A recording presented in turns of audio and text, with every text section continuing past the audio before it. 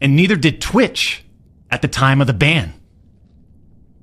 You also tried to tell the world that I was trying to meet up with this user at TwitchCon, but you're wrong.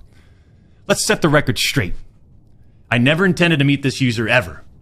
We never made plans to meet at TwitchCon or anywhere else, and in fact, we never met in person ever. Your bullshit accusations gave false courage to other former Twitch employees to make shit up as well. I suspect all of you sort of planned and coordinated this attack. These big-time publications, these journalists, these various outlets are sort of just gossip channels now, don't you think, champs? They act like they're just gossip channels now, without any real journalism and real research happening. They reported on all this based on leaks from 2 former Twitch employees, one of whom was supposedly on the trust and safety team. If these anonymous sources worked on the trust and safety team at the time of my Twitch suspension in 2020, then you would hope they would tell the truth. But apparently that's just too much to ask. If these former trust and safety team members, and by the way, I know exactly who they are, actually had firsthand knowledge, then what they conveniently left out is, 1, Twitch's trust and safety team, the same employees that decided to ban me, internally admitted that the whisper messages were not sexting.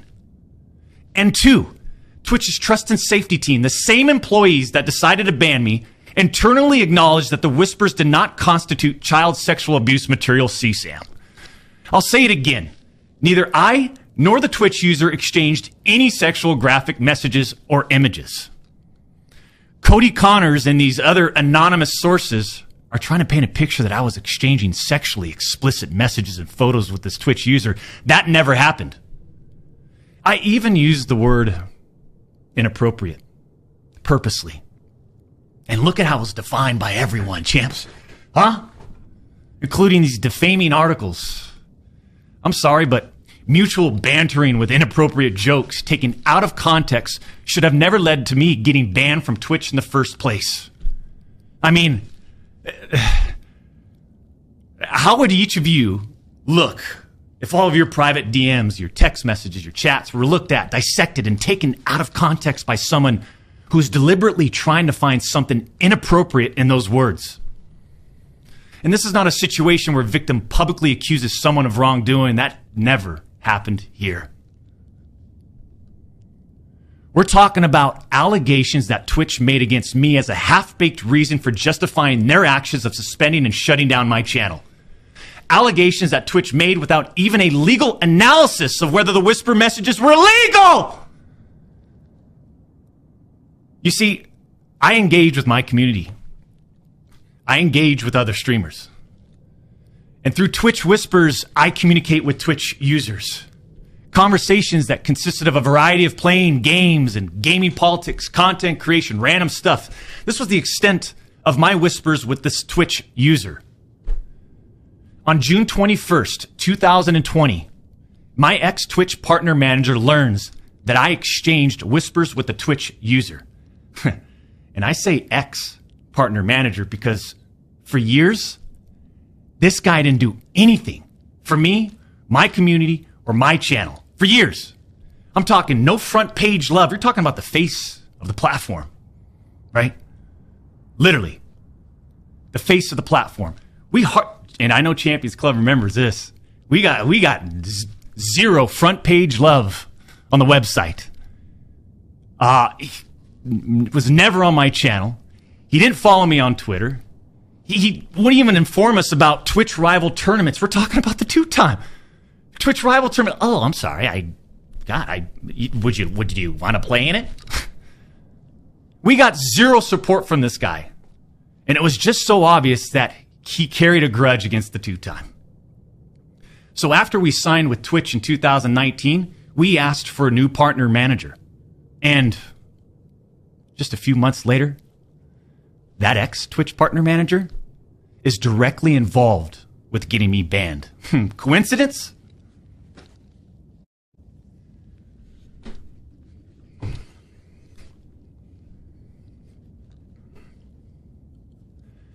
The Twitch user tells the ex-Twitch partner manager that they do not want to report anything to Twitch. I'll repeat that sentence one more time just in case anybody missed that one.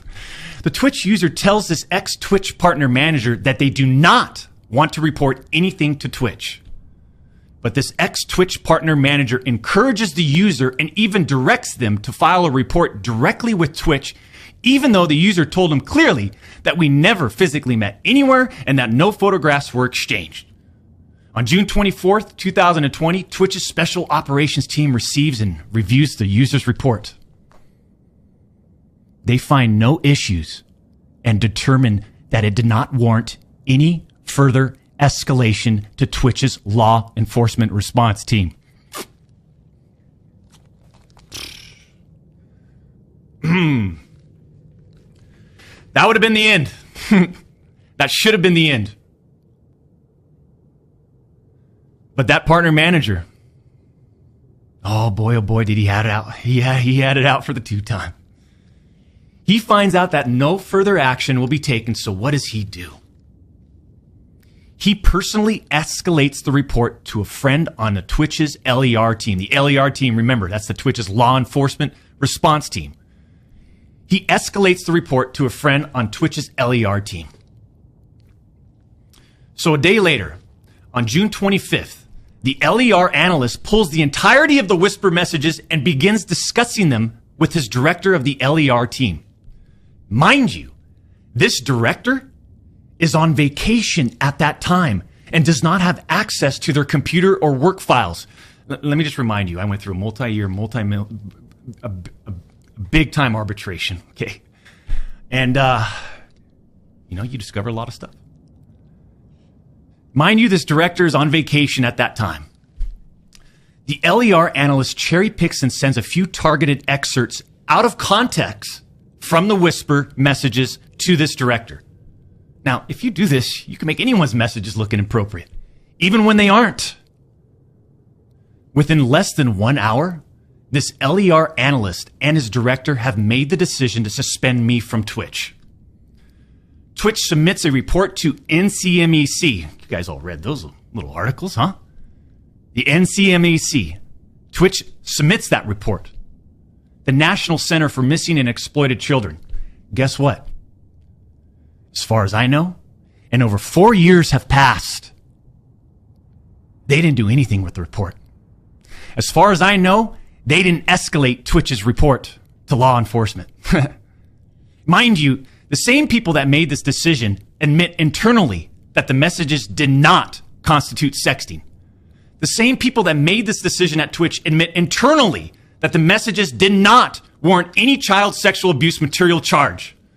Twitch makes this decision to terminate my contract and ban me while admitted they did not perform any legal analysis of whether the messages exchanged were illegal in any way. Twitch makes this decision to terminate my contract and ban me while admitting that they never investigated the age of consent in the jurisdiction where the user's messages were sent and received. Twitch makes this decision to terminate my contract and ban me without ever interviewing me, the user, or any other third party, including the partner manager. It's fucking unbelievable!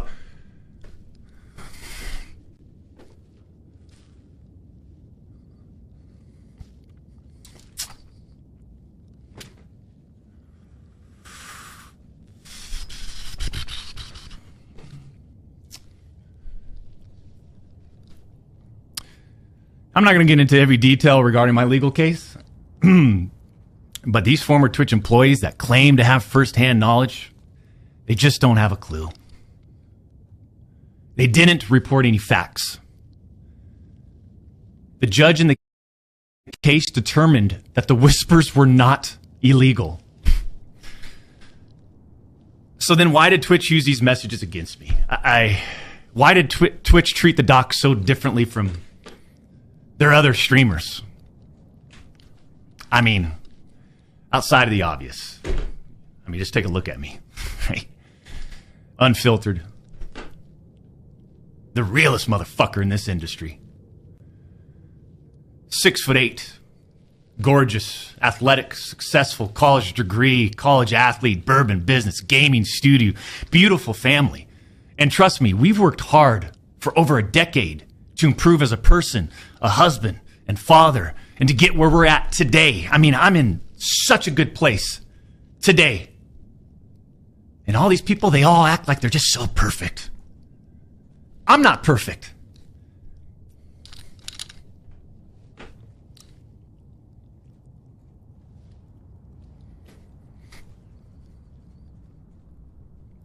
I don't claim to be perfect. Sometimes I do. But I also didn't do all this shit that they're saying I did. But then that doesn't make a story, right? They wanted media attention. The media wants controversy. And by sensationalizing all of this with big, inaccurate headlines like sexting and sexually explicit, you all got what you wanted at the expense of the tube time. The reality is, they wanted to cut down the doc. Plain and simple. Take a look at some of these horrendous acts of Twitch streamers that were never banned. I've got some examples right here. Example number 1. A streamer that frequently used the N-word while publicly streaming, which constitutes a violation of Twitch's policies if accompanied by hateful intent. Twitch scheduled a meeting with the streamer to ascertain his intent to determine whether his conduct was a violation of Twitch's policies, ultimately determining it was not a breach of Twitch's policies. Why wasn't I called into a meeting? Why wasn't my intent taken into consideration, champs? Example number 2. Streamer was reported for discussing doing things with deceased animals and discussing pedophilia, all while live streaming. Never suspended, but instead given a multi-million-dollar contract. Example number 3. Streamer was reported for a sexually explicit stream involving children and telling children to send Snapchats of them playing with themselves. Never suspended, but instead, given a multi-million-dollar contract. It's so obvious that certain Twitch executives, employees involved had personal biases against the doc and used all of this as an opportunity to terminate my contract. Go back and look at the timing of all this too. The doc's termination lines up with 2 preferable, profitable, and expensive streamers leaving Mixer. As soon as Twitch knew that Mixer had failed, and go look at the timing. These other expensive streamers needed a new streaming platform. So Twitch rushed through its decision to terminate the tube time. You see, I shouldn't even be banned from Twitch.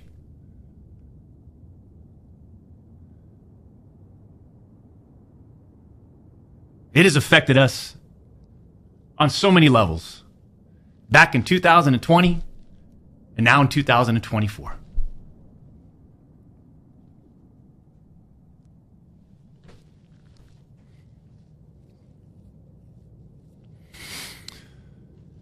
And Cody, Connors, I just have to say it again. Why would you do this?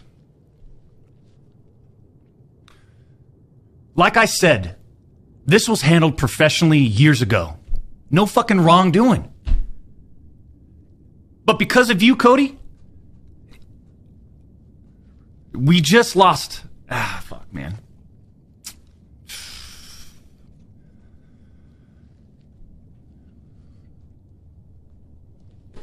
Unfortunately, we have to lay off people from Midnight Society. Right? Because of you, Cody.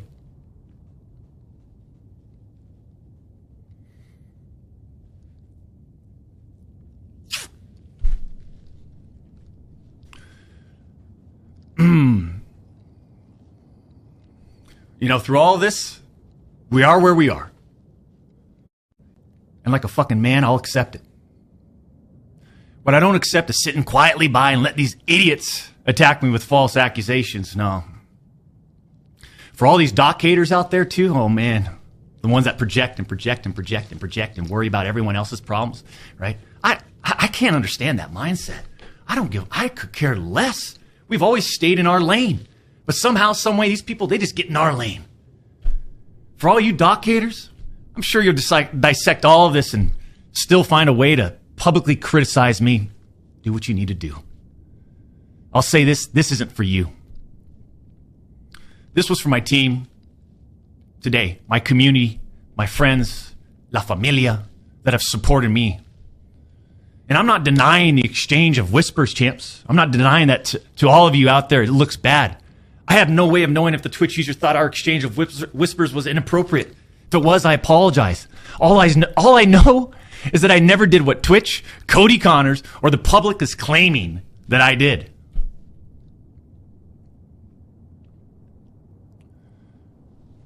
That's it.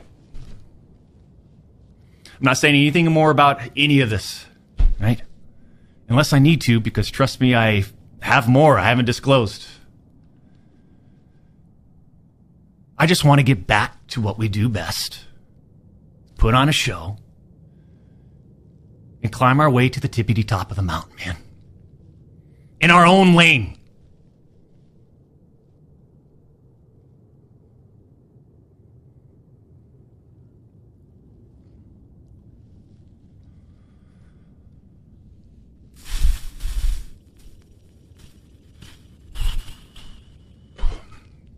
That's it.